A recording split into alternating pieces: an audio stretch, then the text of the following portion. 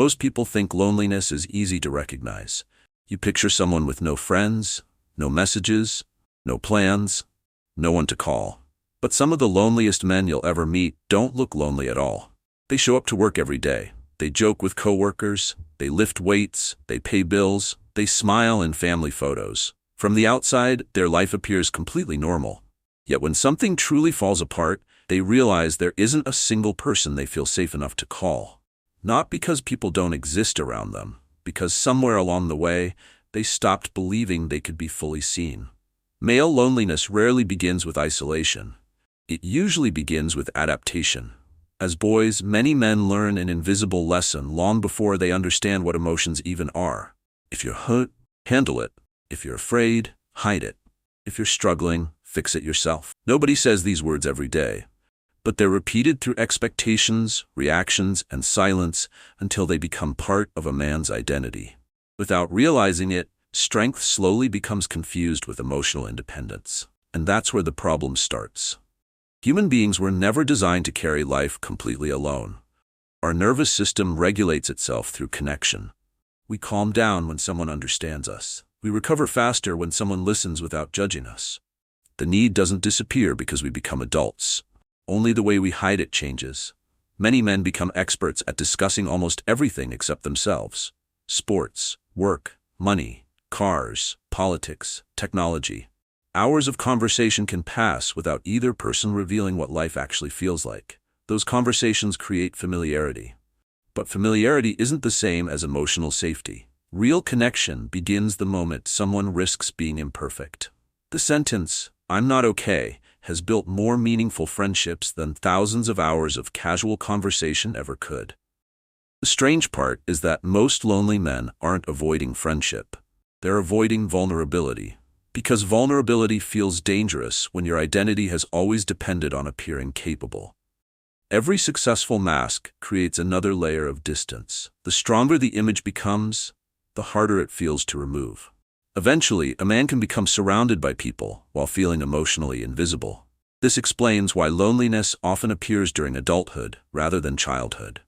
Making friends as children requires surprisingly little effort. School creates repeated contact. Shared activities create natural conversations. Time does the work. Then adulthood quietly removes that structure. Careers begin. Relationships change. People move away. Weekends become responsibilities instead of adventures. Nobody announces that the friendships are ending. The invitations simply become less frequent. Months become years. One day someone scrolls through hundreds of contacts and realizes none of those names feel close anymore. Loneliness rarely arrives overnight. It accumulates through tiny moments that seem harmless while they're happening. Another weekend staying home. Another message left unsent. Another invitation postponed until life becomes less busy. Until eventually, reaching out feels awkward because too much time has passed. Ironically, many men assume they're the only one feeling this way. But countless others are sitting in different homes thinking the exact same thing. Everyone is waiting for someone else to make the first move. Very few ever do. There's another psychological pattern that makes this even harder. Men often connect differently than they communicate. Deep conversations don't always happen while sitting face to face across a table. Many happen while driving, walking, working on a project, fishing, playing basketball, watching a game, looking toward the same horizon instead of directly into each other's eyes. Shared activity quietly lowers emotional defenses. Silence no longer feels uncomfortable. Words arrive naturally because attention isn't focused entirely on the conversation itself. Modern life has slowly replaced many of these experiences. Text messages replaced long drives.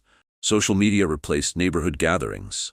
Online entertainment replaced shared hobbies. Technology increased communication. It didn't necessarily increase connection. The brain recognizes the difference. Receiving notifications isn't the same as feeling understood. Scrolling through hundreds of updates doesn't satisfy the emotional need for belonging. In fact, comparison often makes loneliness even worse. Every perfect vacation, every promotion, every engagement photo, every fitness transformation quietly whispers the same message. Everyone else has figured life out. You're falling behind. When self-worth becomes tied to achievement, relationships begin feeling like evaluations instead of support. Some men stop answering messages after losing a job. Others disappear after financial setbacks. Some isolate themselves during depression because they believe they should return only after becoming successful again. But healing almost never happens inside isolation. The human mind often interprets withdrawal as protection. In reality, it slowly becomes a prison. The less connected someone feels, the more difficult reconnecting becomes. This creates one of psychology's most painful cycles. Loneliness increases shame. Shame creates avoidance. Avoidance creates more loneliness. The cycle repeats until isolation begins to feel like part of someone's personality instead of a temporary season. The encouraging news is that this cycle can be interrupted, not through dramatic life changes, through surprisingly small decisions repeated consistently. The first is changing how connection begins. Don't wait until you have something important to say. Invite someone to do something ordinary. Grab coffee, take a walk.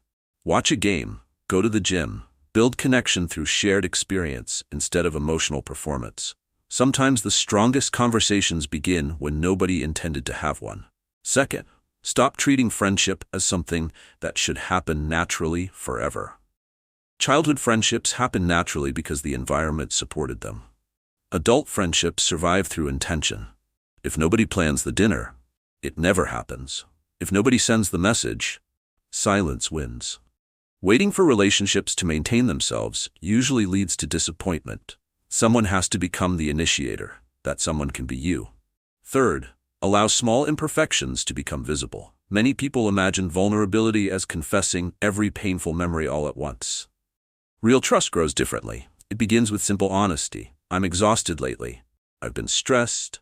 I honestly don't know what I'm doing. Small truths create permission for others to tell theirs. Connection grows through mutual humanity, not perfect confidence. Finally, separate your value from your performance. Your career matters. Your finances matter. Your goals matter. But none of those things determine whether you deserve friendship. People rarely remember how much money their closest friends earned. They remember who showed up, who listened, who stayed, who laughed with them during difficult seasons. The relationships worth protecting have never been built on perfection. They've always been built on presence. Perhaps the biggest misunderstanding about strength is believing it means needing no one. Real strength is different. Real strength allows another person to witness your unfinished story without feeling ashamed of it. Because courage isn't the absence of need.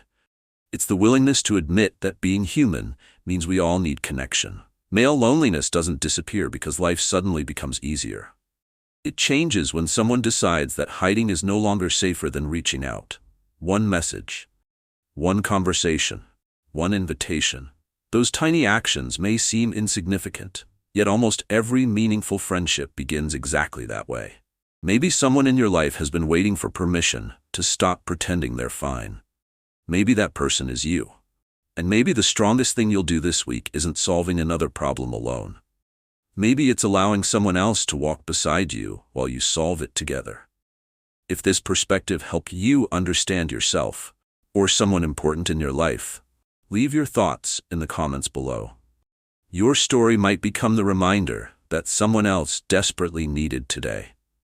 And if you enjoy exploring the hidden psychology behind everyday human behavior, subscribe and join us for the next journey.